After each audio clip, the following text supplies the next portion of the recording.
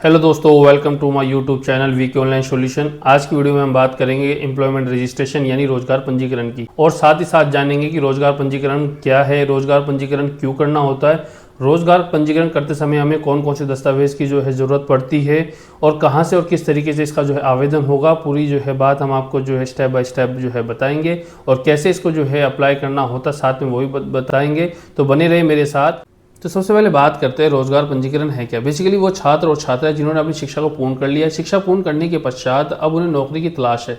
ऐसे में उन्हें जो है रोजगार कार्यालय के अंदर अपने आप को पंजीकृत करना होता है।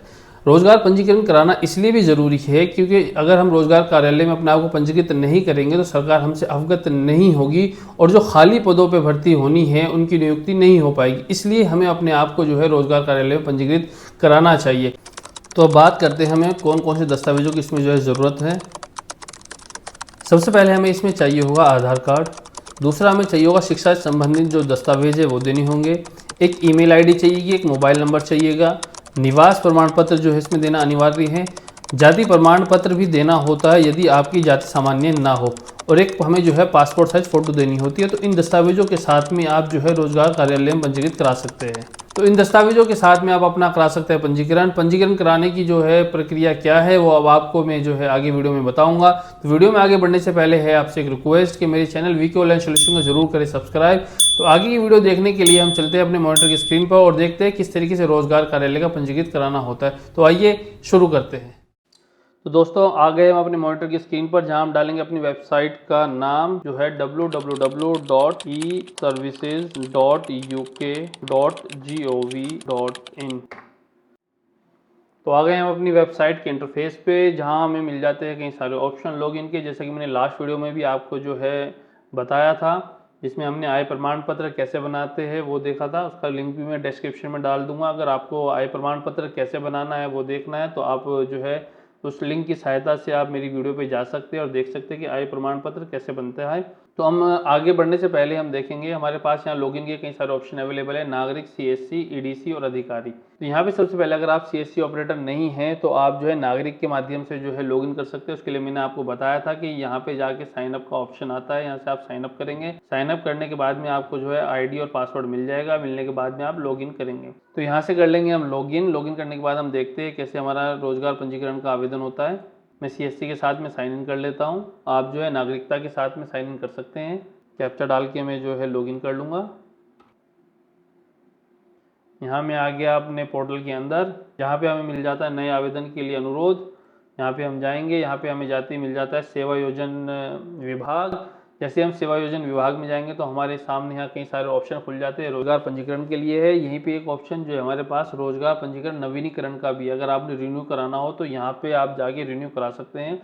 तो फिलहाल मैं आपको कैसे नया रोजगार पंजीकरण कैसे पंजीकृत होता है वो आपको मैं बताता चलूँ। तो इसके लिए हम सबसे पहले यहाँ पे जो क्लिक करेंगे, क्लिक करते ही जो है हमारे सामने जो एप्लीकेशन फॉर्म खुल जाएगा। इस एप्लीकेशन फॉर्म में हम सबसे पहले सेवा योजक विभाग जो हमने चयन किया था ये आपको भी चयन करना होगा। दूसरा कौन सी सेवा हम सेवा योजक विभाग में ले रहे हैं, रोजगार पंजीकरण नया है या नवीनीकरण है। तो नया हम बना रहे हैं तो रोजगार पंजीकरण ही रहने देंगे। अगर यहाँ आप अपने आवेदन का अपडेट लेना चाहते हैं तो अपडेट लेने के लिए यहाँ व्हाट्सअप नंबर देना होगा। इसके लिए मैं जो है बॉक्स में चेक मार्क करूँगा। चेक मार्क करते ही जो है हम यहाँ पे जो है अपना जो नंबर है वो आप डाल के ओटीपी जाएगा, ओटीपी डाल के आप उसे वेरीफाई कर लेना। तो उससे क्या होगा, आपका जो नंबर है वो वेरीफाइड हो जाएगा, और वेरीफाइड होने से ये होगा कि जो भी आपके डॉक्यूमेंट के अंदर अपडेट्स होंगे वो आपको जो है मिलते रहेंगे। मैं तो जो है अनचेक कर देता हूँ, मेरे को नहीं चाहिए। उसके बाद यहाँ पे ऑप्शन आता है आवेदक का फोटो। तो यहाँ पे एक फोटो अपलोड करना है। उसके बाद में आगे मैं बता चलूँ, यहाँ पे आता है जन्म तिथि का प्रमाण। जन्म तिथि के प्रमाण में आप 10वीं की मार्कशीट दे सकते हैं, ठीक है, बर्थ सर्टिफिकेट दे सकते हैं या आधार कार्ड दे सकते हैं, ठीक है। क्योंकि हम रोजगार पंजीकरण बना रहे हैं तो लिए हम 10th की मार्कशीट तो जो है लगाएंगे ही, तो उसके लिए आप जो यहाँ पे 10th की मार्कशीट ही अपलोड करें। दूसरा जो है हमारे सामने ऑप्शन आता है निवास प्रमाण पत्र। तो यहाँ पे जो है निवास प्रमाण पत्र जो है अपलोड होना है। तीसरा हमारे सामने जो है उच्चतम योग्यता अंक पत्र, जो है हमें मार्कशीट लगानी है। 10th तक है तो 10th की लगाइए, 12th है 12th तक लगाइए, और ग्रेजुएशन किया तो ग्रेजुएशन लगाइए। सबसे बेटर इसमें ऑप्शन एक ये है कि आप 10th 12th और जो आपकी डिग्री है उन सबकी एक पीडीएफ बनाइए स्कैन करके प्रॉपर, और वो आप यहाँ अपलोड कर दीजिए, ठीक है ना। और उसके साथ में मैंने आपको बताया था अगर आपकी जाति सामान्य नहीं है, आप जो है पिछड़ी जाति से आते हैं, SC ST से आते हैं, तो उसके लिए जो है आपको कास्ट सर्टिफिकेट अपलोड करना होगा। उसके लिए हमें ऑप्शन यहाँ पे मिल जाता है। इस ऑप्शन पे आप जाके जो है कास्ट सर्टिफिकेट अपलोड कर सकते हैं, और अगर आप सामान्य नहीं हैं तो आपको कास्ट सर्टिफिकेट अपलोड करना ही होगा, तभी आप जो है रोजगार पंजीकरण कार्यालय में पंजीकृत हो सकते हैं। तो ये मैं फटाफट डॉक्यूमेंट जो है इनको मैं कर लेता हूँ अपलोड, और उसके बाद हम देखते हैं आगे के फॉर्म में कैसे करना है हमें आवेदन। तो चलिए देखते हैं। तो मैंने यहाँ पे तीनों PDF जो है अपलोड कर लिए। क्योंकि इनकी जाति जो है सामान्य है तो हम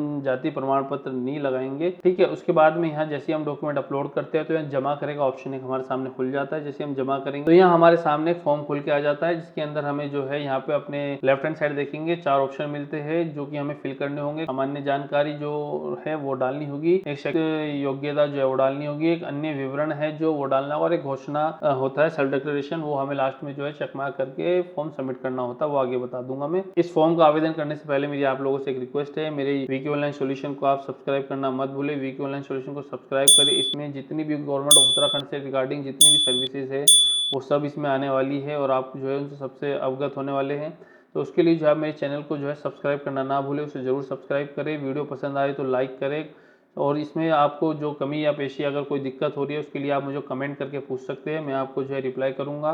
यहाँ पे हमें 3 ऑप्शन मिल जाते हैं। यहाँ पे हम जो है इनकी, क्योंकि मैरिड है तो हम यहाँ श्रीमती का यूज़ करेंगे। उसके बाद जो इनका नाम है यहाँ पे नाम आ जाएगा, यहाँ पे उनके जो है फादर का नेम आ जाएगा, उसके बाद माता का नाम आएगा, जीवन साथी का नाम आएगा। यहाँ पे उनका जो लिंक है वो डाल देना है। फॉर्म बहुत सिंपल है, ज़्यादा कुछ इसमें है नहीं।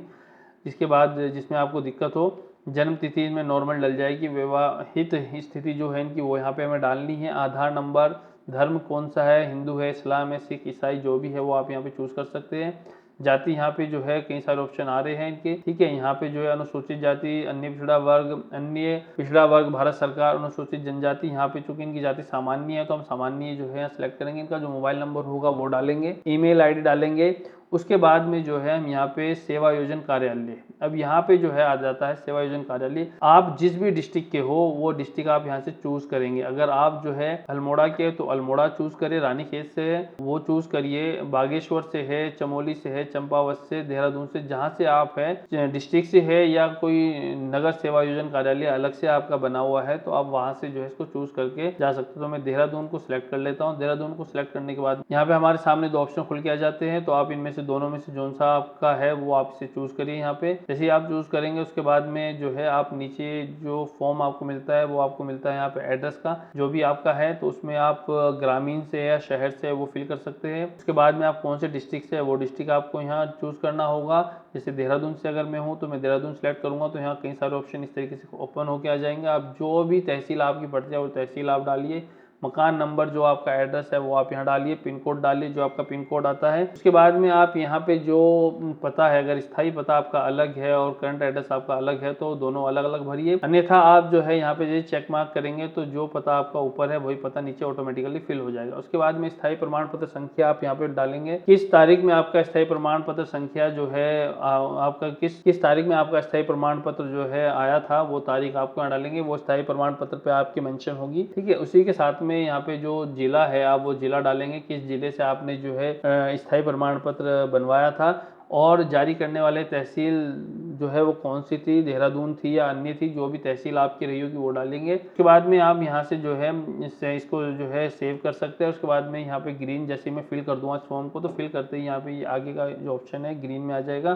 तो चलिए मैं फटाफट इसको जो है कर लेता हूँ फिल, और उसके बाद देखते हैं आगे हमारे सामने और कौन कौन सी चीज़ें हमें फिल करनी होगी। तो जैसे हमने फॉर्म फिल किया है तो यहाँ देखिए आप आगे का ऑप्शन जो है ब्लू में आ गया है। जैसे हम इस पर क्लिक करेंगे तो ये फॉर्म हमें आगे लेके जाएगा। यहाँ पे हमें अपना जो भी एजुकेशन का ब्यौरा है वो हमें यहाँ पे देना होगा, 10th 12th ग्रेजुएशन या जो भी आपका है वो आप यहाँ पे फिल करेंगे। तो जैसे हम देखेंगे तो यहाँ पे कुछ इस तरीके का फॉर्म खुल के आता है। तो जो हमारी योग्यता है वो हम यहाँ जो है देख लेंगे, 10th है, 11th या 12th है, ग्रेजुएशन आर्ट से है, साइंस से है, जो भी हमारी है वो हम यहाँ पे जो है सिलेक्ट करेंगे। जैसे इनकी ग्रेजुएशन जो है आर्ट से है तो मैं यहाँ ग्रेजुएशन आर्ट से सिलेक्ट कर लेता हूँ। किस वर्ष में ये इन्होंने उत्तीर्ण की थी वो वर्ष यहाँ पे जो है मेंशन होगा।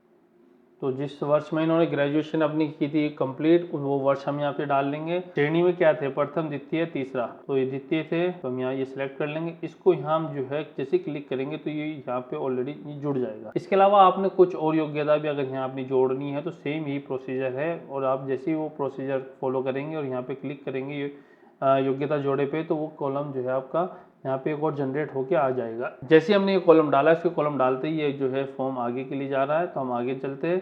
आगे लेके जाने के लिए यहाँ पे पूछी जा रही है लैंग्वेज, आपने कौन सी लैंग्वेज में की है वो आप यहाँ पे डालेंगे। इनकी हिंदी है तो मैं हिंदी डाल देता हूँ, हिंदी में की तो हिंदी डाल दिया। उसके बाद में यहाँ पे पूछ रहा है विकलांग, हाँ या ना, जो भी आपका है वो आप यहाँ पे डालें। फिर हम आगे जाएंगे। अब यहाँ पे पूछ रहा है घोषणा पत्र, तो यहाँ पे जो है घोषणा पत्र कुछ इस तरीके से खुल के आता है, जिसमें जो है यहाँ पे पूछा जा रहा है मैं प्रमाणित करता या करती हूँ कि मेरे द्वारा उपरोक्त समस्त सूचना अभिलेख प्रमाणित मेरी जानकारी की आख्या सत्य व सही है। इस तरीके का घोषणा पत्र यहाँ पे दिया हुआ है, आप पूरा पढ़ सकते हैं इसको। उसके साथ में यहाँ पे इन्होंने दिया है कि जो सूचना आप जो है हमारे साथ साझा कर रहे या कर रही हो उसमें हाँ या ना बताइए। तो हम सूचना जो है अपनी इनके साथ साझा कर रहे हैं, इसके लिए हम हाँ करेंगे। ठीक है, आपकी जो है यहाँ पे 30 रुपये जो है कटेंगे, 30 रुपये जो है इसकी फ़ीस है वो जमा होगी।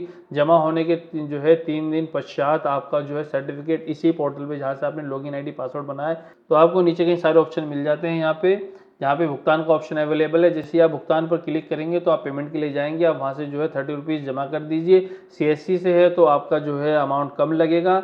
उसको पेमेंट करने के बाद में आपके सामने एक नंबर जनरेट होकर आएगा, जिसको हम जो है एप्लीकेशन नंबर बोलेंगे। उस एप्लीकेशन नंबर के थ्रू आप जो है अपना स्टेटस भी जान सकते हैं, और उस एप्लीकेशन के माध्यम से ही जो है आपका आवेदन जो है पूर्ण होगा। तो आज की वीडियो मेरे दोस्तों इतना ही है। आज की वीडियो अगर आपको पसंद आई हो तो जो है मेरी वीडियो को लाइक करें, चैनल को सब्सक्राइब करना ना भूलें, और कमेंट में जो भी आपको प्रॉब्लम आ रही है वो आप मुझे ज़रूर बताएं, मैं आपकी जो है कमेंट का जो है रिप्लाई ज़रूर दूंगा। तो चलिए आज की वीडियो को करते हैं यहीं पे ख़त्म। Thank you so much.